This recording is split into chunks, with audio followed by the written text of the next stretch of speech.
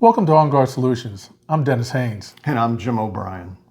Hey Jim, you remember that time I was out there trying to build a fire because I was going to burn my big stack of wood? Yeah, I remember that. And you came out there with some fire extinguisher and put my fire out?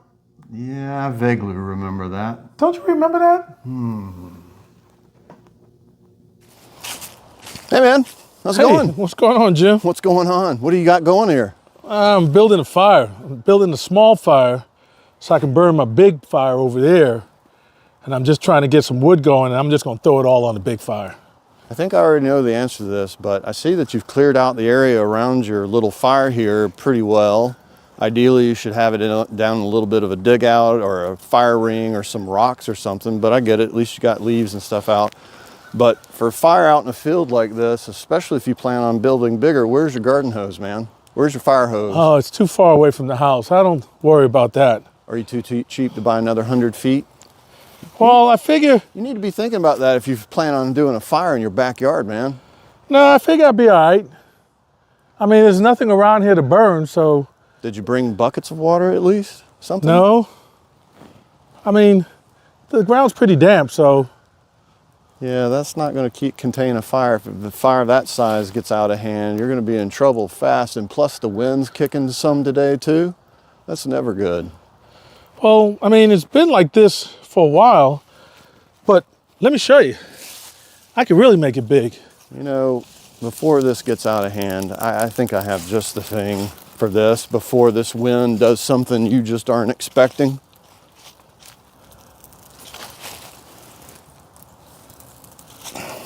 What are you doing? I got just the thing. We're going to put this fire out because it's too windy for a fire like this, especially without any rocks or any kind of fire ring.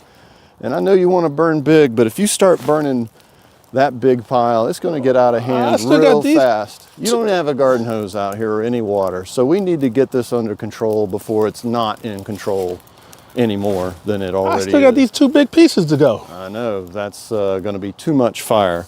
So I brought a couple of fire extinguishers. I happen to have these in your backyard so we can talk about them. I have a 3-pounder and then depending, it's between, let's say 8 pounds. And so for a fire this size, it's almost getting out of hand for the smaller one, but I'm gonna use this small one to show you how to use a fire extinguisher. But maybe for a fire like this, you want a bigger one. The little one gives you about 6 to 8 feet of distance to work, so you could have some distance from the fire. This is going to give you close to double that potentially, so you got a little bit more room. It's got a nice hose to aim, and because there's more contents, because it's larger, it might be able to put out a larger fire. This one's good for about 10 seconds, which goes really fast as you're about to see, and this one's good for, let's say, about 20 seconds of extinguishing. So wait a minute, what are you telling me? You're going to put my fire out? I'm going to put your fire out before things turn bad here on this otherwise nice sunny day. But Jim, it's getting good. So have we ever heard of PASS? You ever heard of PASS before? Yeah, like I'm getting to watch college football here in a little bit. Well, it's kind of just like that, but different. PASS is an acronym when it comes to using fire extinguishers. And the P stands for pulling the pin. The A is aiming the nozzle at the base of the fire, not just the flames. The first S is for squeezing the handle, which is what causes the fire extinguisher to eject its contents to put out the fire. And the final S in PASS is you're going to sweep the nozzle at the base of the fire as you use it. How do you even know that fire extinguisher is going to work on this? Well, we're about to find out. So first is P. I'm going to pull the pin. I'm going to throw that to the side. I'm going to aim the extinguisher's nozzle at the fire. I'm going to squeeze the handle. Whoa! Yeah, you might want to get back for this. I'm going to squeeze the handle and I'm going to sweep at the base of the fire. You're putting out my fire. I am. That's what it's for. Huh. The idea is to aim at the base and not just the flames, because the base is what's generating the flames and where the heat is. And as you can see, 10 seconds goes by really fast. So if you've got a fire that's much bigger, an extinguisher like this is not going to be ideal and not really going to work well. And you can still see the fire's going a little bit. It just so happens that I have another fire extinguisher that size that you can use to put out the rest of it. Wait a minute, Jim. I still got some fire left. No, we're not going to start it up again. We're going to put it out.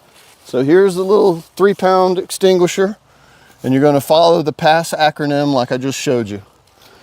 So you want me to pull the pin, Pull the pin, aim the nozzle. aim the nozzle, Yep. squeeze, and sweep? Squeeze and sweep. And work fast because you only got about 8 to 10 seconds, 8 to 12 seconds to get that fire out. This is why when we're putting out a fire or attempting to put out a fire with a fire extinguisher, we want to keep in mind the size of the fire and realize we're only going to have about 10 seconds with a 3-pound extinguisher to get it back, to get it out. Any fire bigger than that, you want to think about going ahead and getting out of your house and calling 911. And when you're putting out a fire, the last thing you want to do is position the fire. We're outside, so it's not ideal for this, but when we're putting out a fire, we never want to put the fire between us and the exit. So as we begin to put out a fire or think that we are going to attempt putting out a fire, we want to make a note of where our exits are because we're generally going to be in a house, right? Potentially. More than likely in a house using fire extinguishers like these, not out in a backyard in a big field like this. But we never want to position the fire to block us off from the exit. And then since it's you and me here today, another thing to talk about is since there's 2 of us, one of us can be working to put out the fire and the other one can keep an eye on where the exit is. And especially if the fire is getting too big, are you out? Yep, you are out. We want to be working our way to get to the exit. So I'm your buddy. I'm going to be looking for the exit as you're putting out the fire. If you can't get that fire out, then we're heading out. But it's important to maintain awareness of where your exits are and never put the fire between yourself and any exit that you have. Jim, you put out my fire. I did. That's what we're going to do. Well, what other kind of fire extinguishers are there? So there's several types of fire extinguishers. This one's the most popular for household use. They designate the types of fires with letters, and we'll talk more about that here coming up. Now that we've demonstrated the proper use of a fire extinguisher, let's better understand how fires work. In order for a fire to work, there needs to be 4 elements: heat, oxygen, fuel, and a chemical reaction between them. But not all fires are the same. The main difference between them is the type of fuel. Let's go discuss the types of fuels and the fire classes and what type of fire extinguisher to use on each. We just mentioned how the biggest difference between classes of fire are the fuel types. There are different classes of fire: Class A, Class B, Class C, Class D, and Class K. What we're looking at is Class A. Typically, that's trash, wood, paper, just normal combustibles around the house. Cloth, stuff like that. Class A fires are the most common fire that are encountered in the homes or even the workplace. Class B fires are typically fueled by flammable liquids such as gas, oil, paint. They also include flammable gases like propane and butane, which are not shown. An example of a Class B fire could be a gasoline spill igniting in a garage or even a propane tank leaking and catching fire. Class C fires consist of electrical equipment, much like motors, transformers, and appliances. A Class C fire can become another fire if the power is cut. It's critical to ensure that the power is shut off before attempting to extinguish a Class C type fire, as using the wrong extinguisher can cause electrocution. Class D fires typically consist of combustible metals such as potassium, sodium, aluminum, and magnesium. Class D fires are not common around the house or the office space. They typically happen around industrial or laboratory environments where these metals are currently present.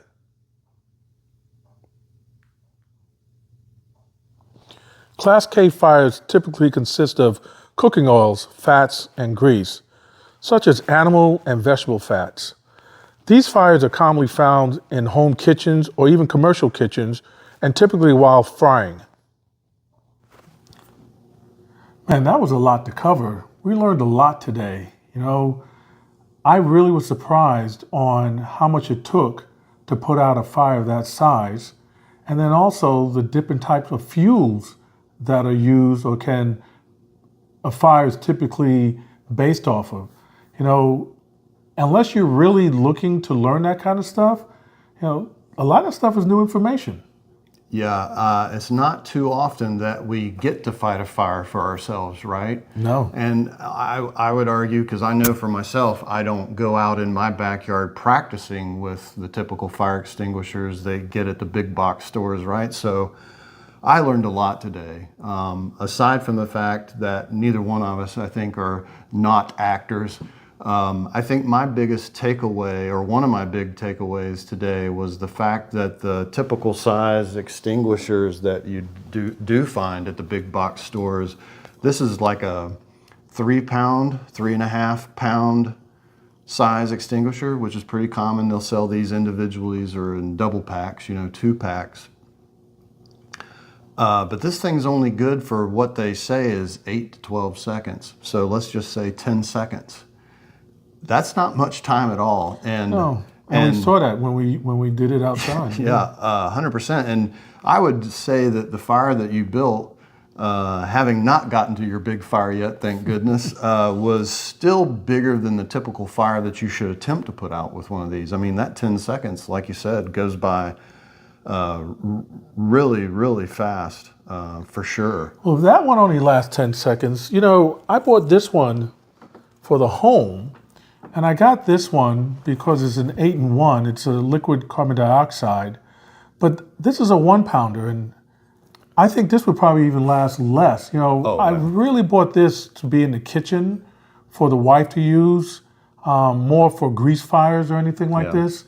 You know, she should be able to pull this out, and keep in mind that the steps pass are the same regardless of what type of fire extinguisher you use, right? So good point. With this one, you know, I got this so she can use it in the kitchen.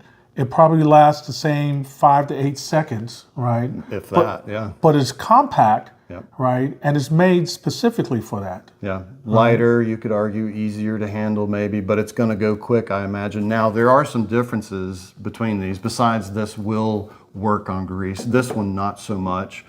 Like Dennis talked about earlier, this is an ABC type of extinguisher, good for the things we mentioned in that area.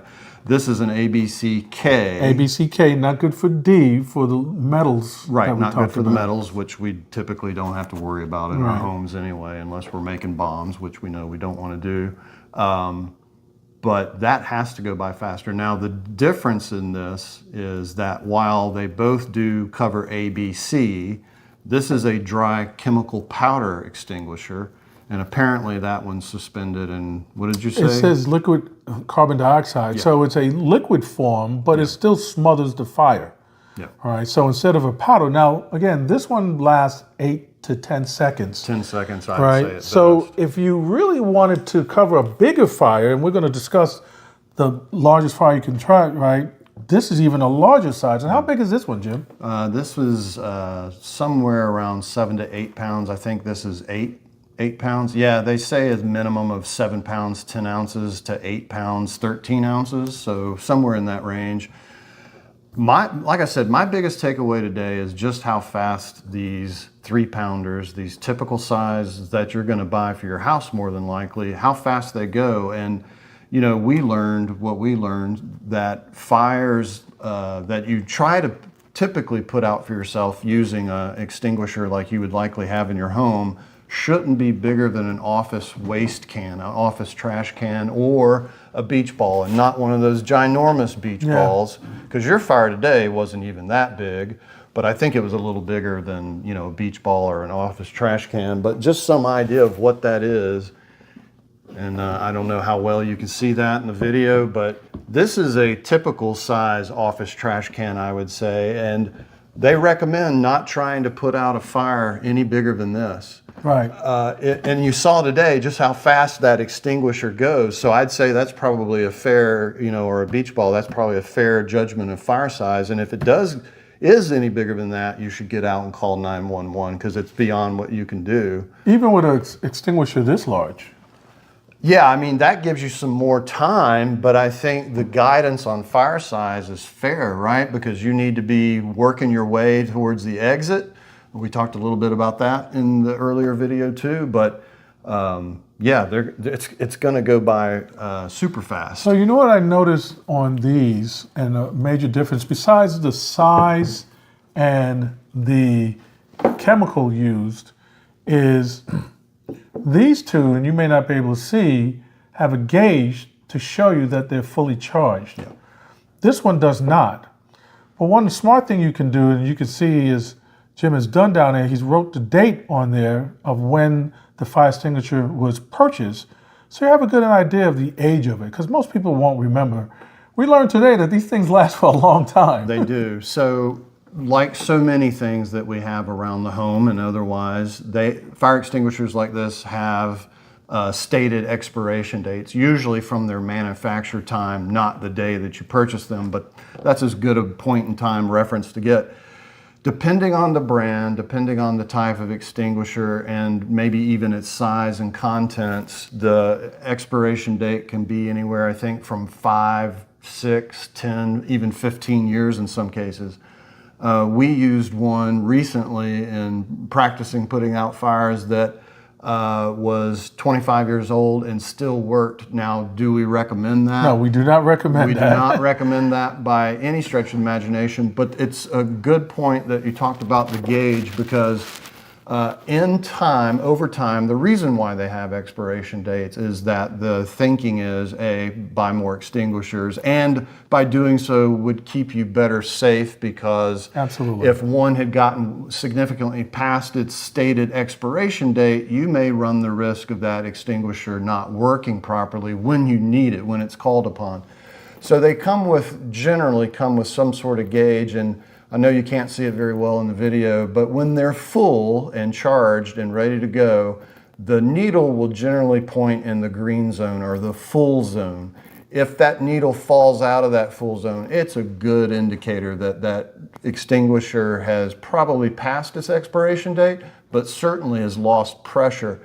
And the pressure is really, and maintaining the pressure, especially in these dry chemical extinguishers, is really the main thing, because what they don't want is that it gets so old that the pressure begins to bleed off over time. That's correct. And if it has no pressure, it's not going to expel that dry chemical compound that's used to put out the fire. And just to give you another little tidbit that we learned along the way too, is with the dry chemical type extinguishers, you should shake them up from time to time. Put a reminder for yourself on your calendar, I don't know, every 3 to 6 months, and go out to the garage and the kitchen. You should have fire extinguishers in multiple places, in your basement, in the garage, definitely in the kitchen. The kitchen. You should consider a larger one if it's not in the kitchen or the garage, especially in your bedroom where you sleep, because you know, the idea being that if you experience a fire at night, that's where you're going to be. And so having a bigger one there where you are in the middle of the night is a good idea. Well, let's talk about that a little bit, because one of the things that we showed outside is, you know, and this was something I learned through this exercise, is having one in your bedroom, because if you have one in your bedroom and you don't have a fire escape plan to exit your house through your bedroom, right, you have to come from your bedroom to whatever exit point you need. Yeah. And if there's a fire, you're going to have to get through it somehow. A fire extinguisher is a great way, and there's other ways of doing it. Right, but it's good to have one in your bedroom, know where your exit point is, and make sure that you don't get the fire doesn't get between you and your exit point. That's something that we demonstrated earlier today, right? So that's very important. Again, the takeaway I think about the gauges is to make sure that you write the date of purchase on here, because as I mentioned, this one does not have a gauge. There's nothing on here that shows a gauge. Right? We knew when we bought it. We're going to write a date on it. Right, and we know. So, Jim, you know, when we use these, or when they expire and you decide to use it for practice, which is not a bad idea, right? What happens to the canister after that? A few great points in there, and one we talked about earlier, and just want to re-emphasize. Whatever you do, if you find yourself needing to put out a fire, whether it's in your kitchen or anywhere, yeah, that one's blocking you out, I'm sure. Where was I going with that? A couple good points. You know, what happens to them when you dispose them, and make sure that the fire doesn't get between you and your exit point. That's the great point that we touched on earlier today that I was trying to recollect now, is never let a fire, if you find yourself with a fire and you're battling it, never let that fire get between you and the exits.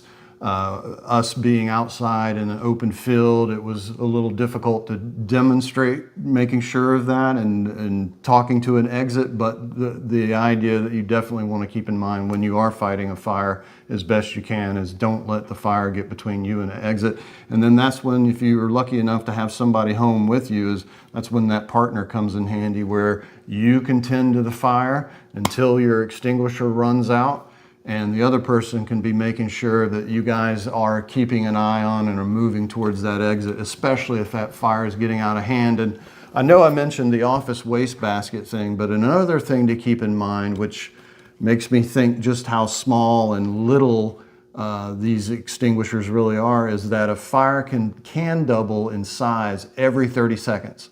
So that little fire you start fighting with one of these that's the size of a wastebasket can double in size every 30 seconds. So that's something else to keep in mind too. Yeah. And a good case for picking up one of those larger ones instead, which are going to cost a little bit more money, but might be worth it.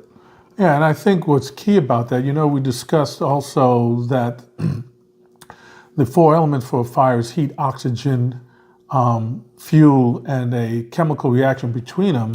But down. Fuel is important because, as you mentioned, a fire can double every 30 seconds? Every 30 seconds, yeah. But I think that what you have to keep in mind is the fuel, because that could burn faster or slower.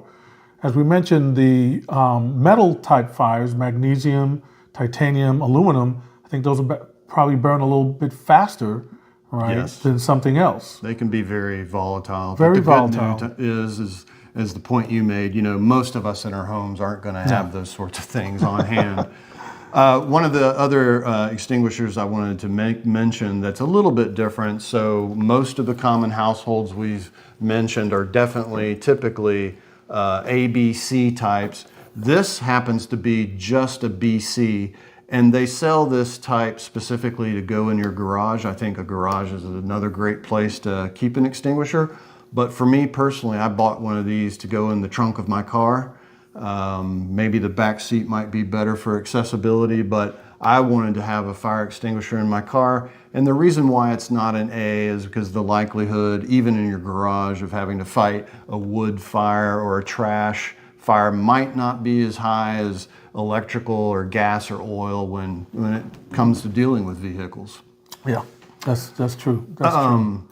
The other thing that I wanted to talk about real quick, I know I mentioned putting a reminder on your calendar to shake up your dry chemical extinguisher from time to time to keep those contents from settling. Another reason for the expiration date is, in addition to the potential for it to bleed off pressure in time, dry powder chemicals have a tendency to settle over time and will form almost like a, dare I say, concrete-like state for itself in the bottom of the extinguisher. And even if the extinguisher has good pressure in it, if that chemical settles and blocks itself up in time, that pressure is not going to do much for getting that dry chemical out. So that's why we do want to make it a point to remember to shake these things up. Won't hurt it. It's not going to blow up in your face or anything, but to keep those dry powdered chemicals shaken up. Yeah, for sure. So we got to practice, which you mentioned is a good idea when they expire, to keep them around so you can practice. Practice, but you know, an old adage that I've heard before, practice makes perfect. And I learned later that you can always practice something wrong. Yes. So when we say practice, keep in mind the acronym PASS, yeah, that's right? A good point. Pull, aim, squeeze, right? And then circle around, survey around. As you saw when I went out there, I had to keep moving. And this was important because although I was spraying on one part of the fire, the other part was still burning. and it was allowing the part that I sprayed to reignite. Think about in your kitchen, right? If you have a gas fire or grease fire or something like that, typically it'll be in a frying pan or right? aluminum tray, or something like that. And you still have to practice that, right? You still need to squeeze and spray toward the bottom of it, right? And move. Don't stay in one spot because it'll allow it to spread. Yeah. All right. Yeah, I think that's a good point. The sweeping part of that sweeping, acronym yes. is key, because I think, at least even in my mind in the past, when you think about putting out a fire, sometimes you might think, oh, I need to spray at the flames, right? No, yeah, no. And you don't. What you're trying to do is get at the base of the fire where the flames are emanating from, right? And so that's why we say to sweep the base of the fire. You're not just blasting the flames, because that's not going to do a whole lot in getting the fire out like you need to. And again, time is of the essence, right? You got a fire that's getting out of hand.